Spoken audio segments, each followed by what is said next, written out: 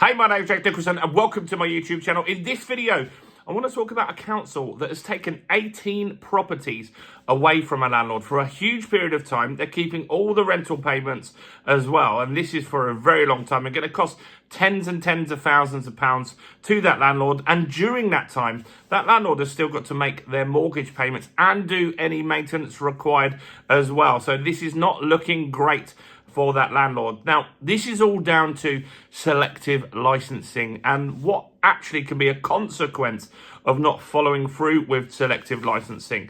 Now, selective licensing is something that some councils had for a while, but most didn't. And at Christmas in 2024, just over that little period of time, it was snuck through quite quietly in Parliament that all councils now can get selective licensing without needing to get permission from central government. I think we were one of the only places that covered that. Wasn't really in the media. But now, this year, we've been talking about various different councils around the UK that have had selective licensing rolled out. So I think it's important to understand as a tenant, as a landlord, what consequences can be there if you don't follow the rules, because these do seem very, very substantial. Before we jump into this, if you haven't done already, do make sure you subscribe to the channel over there and hit that bell notification. We're on the way to 50,000 subscribers. And by subscribing, you'll get all the latest house price news, interest rate news, property investing news, and much, much more. And let's get some views on this video, because I think people need to know what's going on at the moment. Your part is simple. All you need to do is smash like, tickle like, do something to that like button. That really helps with the YouTube algorithm, and that has really helped the channel grow. So thanks to everyone that does that. So, the selective licensing expanded in December 2024. So what is selective licensing? Well, it's something that a council can bring in for a period of time. 2 years, 5 years. I think 5 years is the maximum. And in that time, a landlord must get a license in order to be able to run a rental property. Now, you've already got that on HMOs, houses of multiple occupancies, in most places that allow those to operate. But we didn't have it on just a normal single buy-to-let. So this could be on a single flat, or it could be on a bigger property. And so the point is that you get the license, and then the council has the right to inspect the property. They ask you a lot of questions in a questionnaire, and the goal is to improve the quality of rental properties in that area. Now, the license will cost you money.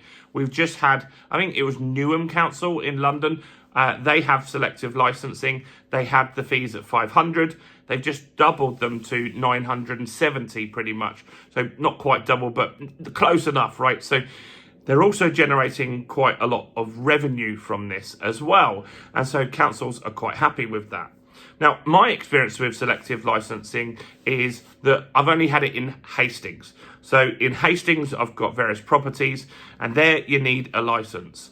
Now, the license, to get the license, was fairly straightforward. I went onto their website.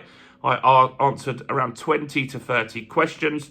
For example, are you a fit and proper person? Have you had any convictions? Do you promise that you'll keep your properties in good order? And then I paid my fee, which I think was around about £1,000, 900 odd. It was in Hastings for a 5-year license. Then what happened was nothing, like nothing at all. So I was expecting that what would happen is that the council would come and look at the property and check the property.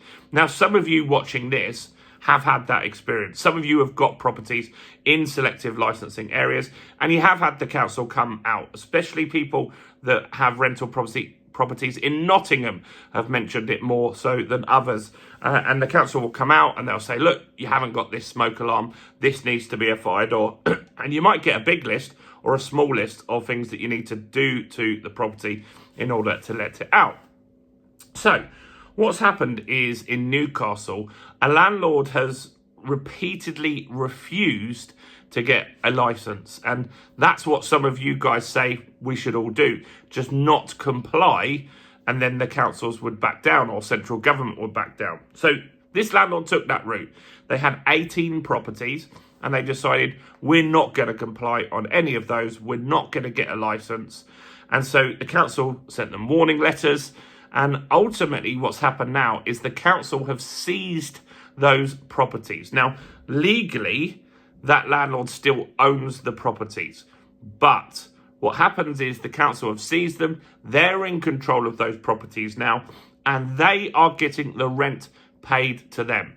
So for 5 years, this is going to be 5 years, that landlord will get zero rent, zero contributions towards maintenance, plus they've got to do any maintenance that's required, and they've got to keep up with their mortgage. So I don't know what that landlord's situation is. Maybe they've got a bigger portfolio and they've got hundreds of properties in other areas.